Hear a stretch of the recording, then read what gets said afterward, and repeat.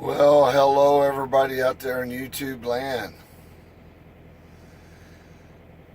I am sitting in New Braunfels, Texas at a pilot.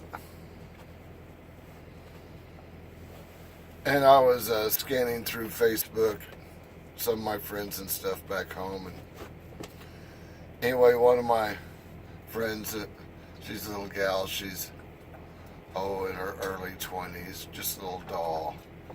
But she had published a little video which she called Peace, which was basically of the surf at sunset. It kind of stirred a few memories and kind of motivated me to shoot this video. This video is going to be quite a bit different than what you're used to getting from me. I'm going to kind of explain to you why I like trucking so much and why I like this lifestyle. And maybe some of you will be able to relate so that you'll like it also. And then some of you will also know, well, I'm not that type of person at all, so it's probably not something I'd like. Maybe it can help you make that decision. I know this lighting isn't the best, but I don't want to turn on the bright lights. I kind of like sitting in the dark. So this video is probably going to be quite a bit different than what you're used to seeing from me. I'm going to kind of take you down a little bit of memory lane of how I've lived my life and why it is that I enjoy this so much. Most people that I know, I've always heard them say things like, oh, I'm going to do this someday, or I'm going to do that someday. You know, when I retire, I'm going to do this. What if you don't make it that far? What if you don't live that long? You might miss out on the greatest joy of your life just because you're one of those people that says, I'm going to do it someday. Don't wait for someday. As the Father says in His words, tomorrow isn't promised. Live today, it's like your last. You ever heard that song by Tim McGraw, Live Like You're Dying? I love that song. I call that song my anthem. There's not one thing in that song that I haven't done. All of it. I rodeoed through high school up into my early 20s. I surfed for 12 years off the West Coast. Surfed every curl from LA all the way to the southern tip of Baja.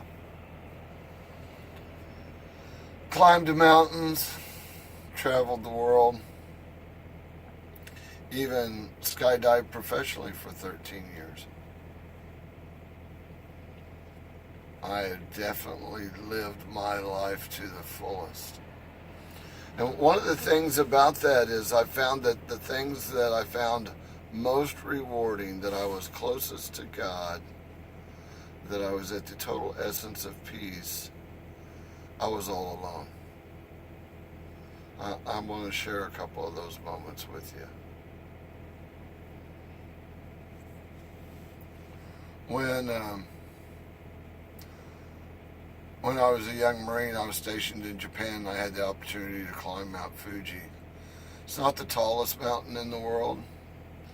It's the tallest volcanic mountain in the world, 12,387 feet, something like that. But I remember climbing it. I remember the feeling of standing on the top of it. It's a type of memory that it's not something that you just see in your mind, but you feel it, you smell it, you experience it every time you think about it. When you climb Mount Fuji on this day, it was like going through a couple of different weather patterns as you climbed up through the atmosphere. You know, you went through the bottom cloud deck till you were above the clouds, and then you climbed some more. And then when you got to the very top of the mountain, there was this cloud effect that was caused from the top of the mountain touching the atmosphere, where the air come over the top of it, and it was so cold it crystallized the moisture in the air. I still remember what it was like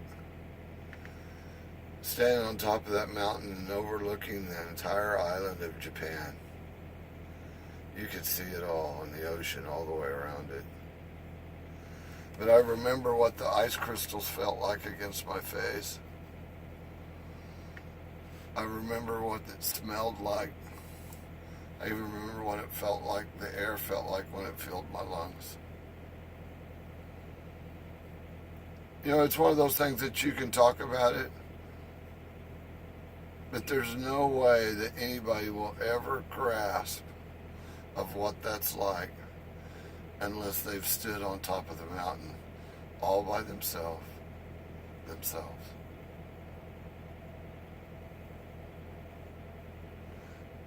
The video that the little girl shared tonight was a surfing video. It really wasn't a surfing video, it was just a surf at sunset. But I had one of those nights. I was just sitting on my board, and everybody else had already paddled in. I was sitting out there by myself. I was probably sitting a half mile offshore. And all the sets were gone. I mean, there was no more waves to be had. But it was a beautiful sunset. And I was going to sit there on my board and watch the sun go down, see if I could catch the green flash. Maybe some of y'all have heard the mythology behind seeing the green flash as the sun sets below the horizon of the ocean, and when the light goes just through the top of the ocean, you see this bright green flash. Anyway, that's what I was waiting for, was the green flash. Beautiful sunset, beautiful sky. The sea had calmed down. It turned into a glass, like a rolling glass, and it got real quiet. I just watched the sun go down. And I remember after it got dark, I come paddling in, and everybody else had already gone home. I was all by myself. And I remember as I was paddling in, this unbelievable feeling of peace. This feeling of being absolute one with the universe. It was like, if there was ever a moment that was just perfect, that was one of those moments. Now, some of y'all may not remember this, but back in the early 60s, there was only a couple of channels on TV. I think there was a total of 4 channels. And believe it or not, the channels actually went off the air every night. About 2:30 in the morning, the channels would go off the air, and there'd be nothing but a test pattern and a tone. And TV wouldn't come on till about 5:30, 6 o'clock the next morning. But every night before this one TV station signed off, they always played this video of this pilot flying this little T-38 through the sky. And it was a reading of a poem. And the poem was called High Flight. And as a little bitty kid, I would stay up till 2:30 in the morning just so I could watch that video and hear that poem. And there's a couple of lines in the poem that really struck me to heart. One of them where he talks about that he's swung and furled his craft through the sanctity of space and done things that mere mortals can't even dream of. That hit me. To do something that most people can't even dream of. The other line in it was at the end of the poem where he says, I reached out my hand and touched the face of God. Those were two experiences that I absolutely strive to have in my life.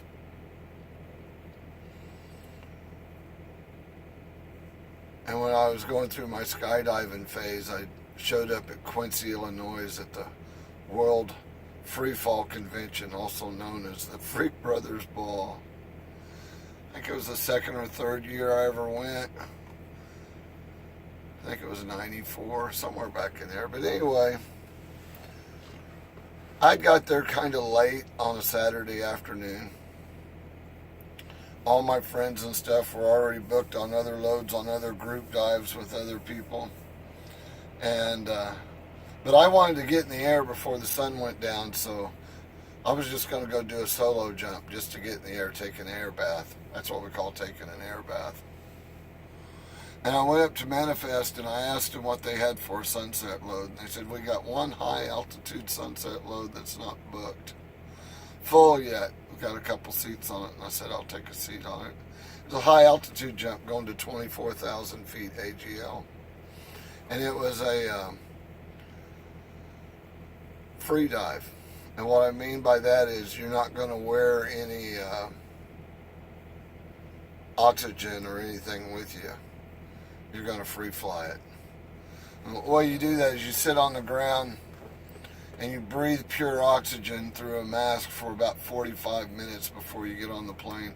What you're doing is totally saturating your blood with oxygen so that you could go for 2 or 3 minutes without even breathing and it not affect you. Even when we got on the plane, we breathed through oxygen mask all the way to altitude. And since I was one of the last few to manifest, I didn't have a group or a dive planned. I was just doing a solo jump by myself. So, and being a solo jumper, I'm going to be the last one to leave the aircraft. King Mullins, King Air.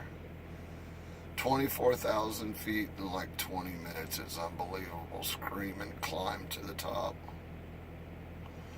But I remember everybody had left the aircraft. I got out the plane last. Funny that the green light comes on. Jim Mullins comes over the intercom. Door. Welcome, ladies and gentlemen, to 24,000 feet. Exit, exit, exit. Everybody leaves the aircraft. I gave it about a 10-15 second delay to let everybody else make sure that I wouldn't be free falling through somebody else's formation or something. But anyway, so I gave it a nice little delay before I left the aircraft all by myself. And as I went out of the plane and I'm in free fall, you could see the curvature of the earth on the horizon as the sun was going down. It was one of those beautiful, spectacular moments. It was just gorgeous. And I remember holding out my hand and looking across the top of my hand like I was holding the sun in my hand as I was in free fall. And that line in that poem came to me. I reached out my hand and touch the face of God. I guess what I'm trying to tell you about this is I live my life different than most people. I tried to experience everything that there was to experience. I wanted it all. I wanted to do it all. And I put myself in the position to do those things. And of all the things that I've done in my life, I just shared a few of them with you. But the ones that were most rewarding, the ones that I found most peace, the ones that I felt closer to God than anything else that I ever did, were things that I did all by myself.